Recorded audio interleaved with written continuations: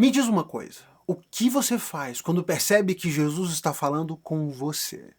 Você é capaz de reconhecer quando a bronca está direcionada para você? Você é humilde o bastante para assumir quando olha para as Escrituras, quando lê uma passagem, um ensino, especialmente quando lê as repreensões de Jesus? Você é capaz de ler um texto e de perceber e assumir quando a carapuça serve? De assumir quando aquela repreensão está claramente direcionada, facilmente aplicada na sua vida? Você é humilde o bastante para assumir, para reconhecer isso? Ou você é mais um de uma imensa multidão de pessoas que vive em negação, fazendo de conta que não, que aquilo não é para você? Talvez você seja mais um de tantos que sempre que vê uma repreensão, quando lê um texto difícil, aquele texto confrontador, começa a olhar ao redor, buscar alguém, procurar. Não, esse texto não tem nada a ver comigo, mas olha, tem uma pessoa que precisa ler isso aqui. Quando você vê, por exemplo, esses vídeos das reflexões que eu tenho soltado aqui, com que frequência você olha para essas reflexões? Com que frequência você olha para aqueles textos mais difíceis, aquelas repreensões mais duras e se recusa a enxergar que talvez tenha algo para você nessa reflexão? A verdade é que a maioria das pessoas, a maioria daqueles que se dizem crentes, tem muita dificuldade em assumir e reconhecer quando a repreensão atinge a elas. Estão sempre muito prontas para reconhecer as repreensões que são voltadas ou que precisam ser destinadas para os seus vizinhos, para os seus amigos, mas assumir quando a repreensão, quando a bronca, quando a correção é contra a gente, aí a conversa já é outra. Aí já é muito mais difícil. Por isso hoje, nessa reflexão, eu quero convidar você a pensar sobre isso. O que é que você faz quando percebe que a bronca é com você? Que a repreensão não é com seu irmão, não é com seu amigo, não é com seu vizinho, quando a repreensão deveria ser reconhecida por você. O que é que você faz? Porque essa decisão, aquilo que você faz com as repreensões que recebe de Jesus, é algo fundamental e algo que vai moldar a sua vida, que vai determinar a sequência dos fatos, como as coisas vão acontecer dali em diante. É indispensável que nós, enquanto cristãos, estejamos sempre prontos para assumir quando a repreensão é voltada para nós e nos dispormos a fazer algo a respeito, a agir de acordo com aquilo que Jesus nos ensina. Não dá para passar a vida tampando o rosto, fazendo de conta, não é comigo, deve ser com alguém, tem alguém ali atrás. Não dá para olhar sempre para as Escrituras e se enxergar sempre no bonzinho. E essa é a nossa tendência talvez mais natural. Muitos, a maioria eu diria dos cristãos, lê as Escrituras, tem a tendência pelo menos de ler as Escrituras, e diante dos textos difíceis, diante das repreensões, dificilmente se enxergar como a parte a ser corrigida. Você vai ler, por exemplo, os evangelhos, poucas vezes, talvez nunca, você tenha lido uma repreensão aos fariseus, aos mestres da lei, e tenha se visto ali naquela correção. Nossa, isso aqui, hein, pegou para mim. Não, a nossa tendência é de ler o texto e nos vermos pela perspectiva de Jesus, pela perspectiva dos apóstolos, a menos que seja em algum momento em que Jesus está corrigindo os apóstolos. A gente está sempre se vendo como alguém de fora daquela repreensão, de fora daquela correção. Não é natural, porque não é confortável se ver como a parte repreendida, a parte corrigida, a parte constrangida. Mas deixa eu te dizer uma coisa, irmão. Na maioria das vezes, você deveria olhar para o texto como o alvo, aquele que está ali sendo corrigido. E eu digo na maioria das vezes, porque tudo bem, eu vou te dar o benefício da dúvida.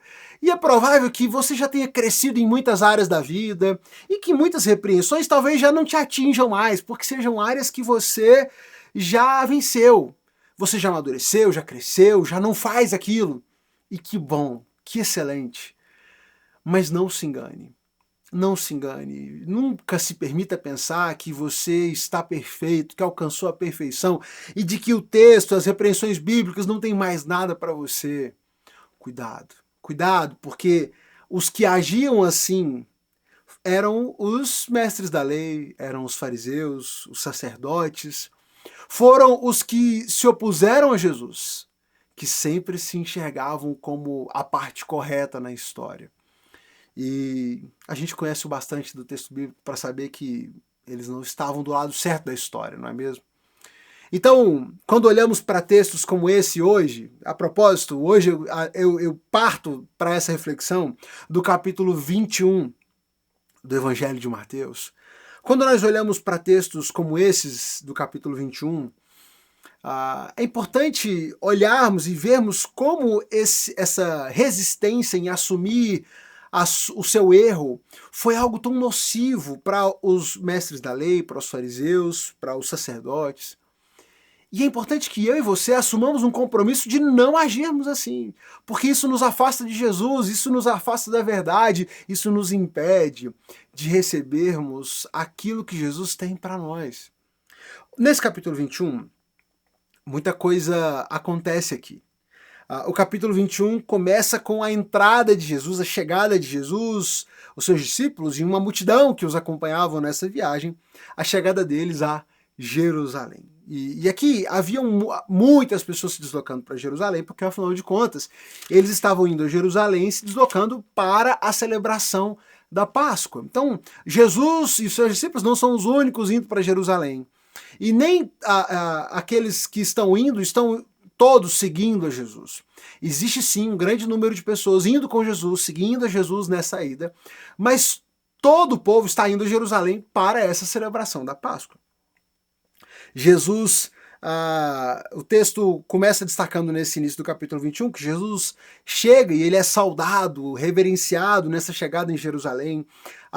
Existe uma grande multidão de pessoas ali estendendo mantos, ramos de árvores cortados, espalhando pelo chão, recebendo Jesus e dizendo: Hosana, filho de Davi, bendito é o que vem em nome do Senhor. E estão recebendo Jesus com o reconhecimento de um profeta. Esse é Jesus, né? Alguns estão perguntando ali, quem é esse homem que está chegando? Que alvoroço é esse? E as multidões respondiam, é Jesus, o profeta de Nazaré, da Galiléia. Então, eles estão recebendo Jesus com a reverência de um profeta e recebendo e saudando Jesus nessa chegada. Mas o que acontece é que logo nessa chegada, Jesus vai para o templo, então Jesus chegou, ele entrou no templo, e logo de cara ele já começa a repreender, ele já começa com as suas duras correções, e essa viagem a Jerusalém será marcada por duros ensinos, por duras repreensões, voltadas especialmente para os sacerdotes, para os fariseus, para os mestres da lei. Jesus entra ali e ele já começa de cara expulsando todos os que estavam comprando e vendendo animais para os sacrifícios. Ele derruba as mesas dos cambistas, as cadeiras dos que vendiam pombas, e ele repreende dizendo que as escrituras declaram: o meu templo será chamado casa de oração e vocês transformaram num esconderijo de ladrões. Que absurdo é esse que vocês fizeram aqui com esse comércio desses animais para os sacrifícios? Ao mesmo tempo em que Jesus está ali repreendendo e causando todo esse alvoroço, cegos, coxos vieram a Jesus no templo e ele os curou. Então a gente tem cegos que passaram a enxergar, coxos que passaram a caminhar, foram curados por Jesus ali. Jesus repreendendo o comércio no templo. Quando os principais sacerdotes e os mestres da lei viram esses milagres, olha só, eles estão vendo gente cega enxergar, gente coxo ser curado.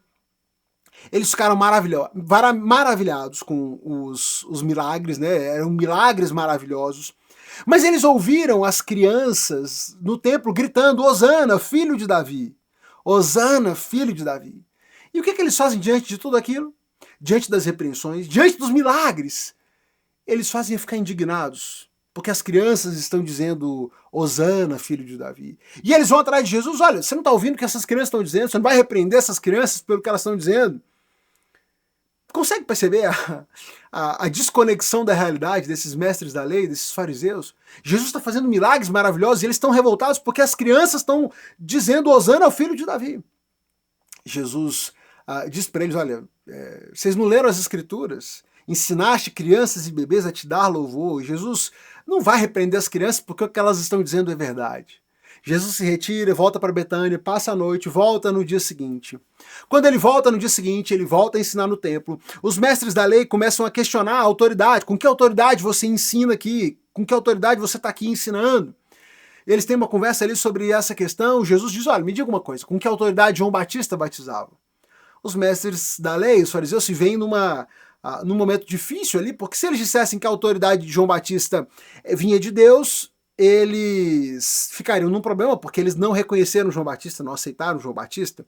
Por outro lado, se dissessem que a autoridade de João Batista era meramente humana, que ele fazia aquilo com autoridade humana, eles ficaram com medo, porque a multidão poderia atacá-los, porque a multidão valorizava João Batista. Então eles dizem que não sabiam com que autoridade João Batista fez todas aquelas coisas. Jesus então diz, também eu não vou responder vocês, também não direi com que autoridade eu faço essas coisas. Mas eu digo uma coisa a vocês. E aí Jesus conta então uma parábola. Um homem tinha 2 filhos. Ele chegou para o mais velho e disse para ele, olha, vá para o vinhedo hoje trabalhar. Ele disse que não ia, mas depois mudou de ideia e foi. Ele disse para o mais novo, vá para o vinhedo trabalhar, e o mais novo disse, vou, claro pai, eu vou sim, deixa eu só acabar isso que eu estou fazendo aqui. Ele disse que iria, mas acabou não indo. Jesus então vira para os fariseus, para os mestres da lei ali, e pergunta, quem foi que obedeceu? E eles dizem, o que foi? Né? Ele disse que não ia, mas o que obedeceu é o que foi. Jesus usa aquela parábola então e diz para eles, da mesma maneira, vocês que se recusam a ouvir, vocês se recusam a ouvir as correções de Deus, as ordens de Deus, as palavras do Senhor. Os cobradores de impostos e as prostitutas entrarão no reino dos céus antes de vocês. Por mais que eles sejam pecadores tão claramente assumidos, eles estão ouvindo a mensagem de arrependimento, estão se arrependendo dos seus pecados, eles estão ouvindo, estão mudando seus caminhos, mas vocês se recusam a mudar de ideia e crer. Vocês se recusaram a mudar de ideia e crer. Eles ouviram a pregação de João Batista. Quando João Batista disse que eles precisavam se arrepender, eles ouviram, mas vocês se recusaram. Eles vão entrar no reino dos céus antes de vocês, porque vocês se recusam a ouvir. Ele conta então uma outra parábola, a parábola dos lavradores maus. E ele diz, contando essa parábola dos lavradores maus, Jesus está claramente repreendendo aqueles homens, aqueles mestres da lei, porque eles, assim como aqueles lavradores, receberam a confiança do dono, do Senhor, para cuidar. Aqui Jesus faz esse paralelo, né? O dono do vinhedo que deixou a terra, a plantação para ser cuidada, é o Senhor que deixou nas mãos daqueles mestres da lei o cuidado do povo, o cuidado desse povo a quem eles deviam ensinar, de quem eles deveriam cuidar. Mas eles se rebelaram, se voltaram contra o seu Senhor, se revoltaram contra Deus. Quando os mestres da lei percebem que eles são o alvo daquela parábola, que eles eram os lavradores maus, que seriam castigados pelo Senhor, diz o texto que eles perceberam que eles eram os lavradores maus, que Jesus se referia, e queriam prendê-lo, ficaram revoltados e queriam prendê-lo. Eles só não fizeram porque tiveram medo da multidão, mais uma vez tiveram medo da multidão, porque elas o consideravam um profeta.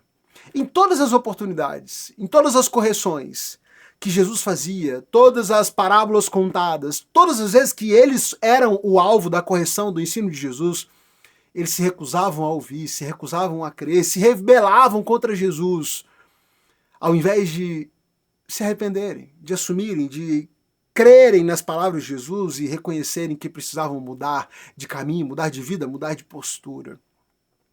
Por se recusarem a crer em Jesus, por se recusarem a mudar de postura, esses mestres da lei, esses fariseus que tiveram todas as oportunidades de conhecer, de ler as Escrituras, de saber as profecias que anunciavam a vinda do Messias, apesar de tudo que eles tinham, apesar de tudo isso, eles ficaram de fora. Eles não receberam, não reconheceram, não se arrependeram e ficaram de fora. E ficaram de fora desse reino dos céus, porque se recusaram a ouvir as correções. E é por isso que hoje eu trago para você, para mim também, essa reflexão. Como é que você age, o que é que você faz quando percebe que a correção é contra você, é direcionada para você? Que tenhamos um coração humilde, arrependido, quebrantado diante de Jesus. Meu irmão, pare de ficar procurando alguém para mandar indireta, para enviar um texto, para mandar algo que Jesus direcionou para você. Assuma os seus erros, as suas falhas, os seus pecados, se arrependa, creia, mude de postura. Que a palavra de Deus, que as repreensões do Senhor encontrem em você um coração mole, um coração de carne, um coração quebrantado, pronto para reconhecer aquilo que precisa mudar, pronto para pedir perdão pelos seus pecados. De modo que possamos desfrutar aquilo que o Senhor tem para nós e que jamais sejamos como esses mestres da lei, que tiveram de tudo, tiveram todas as oportunidades, conheceram as Escrituras como poucos, mas se recusaram a perceber que as repreensões eram voltadas para eles.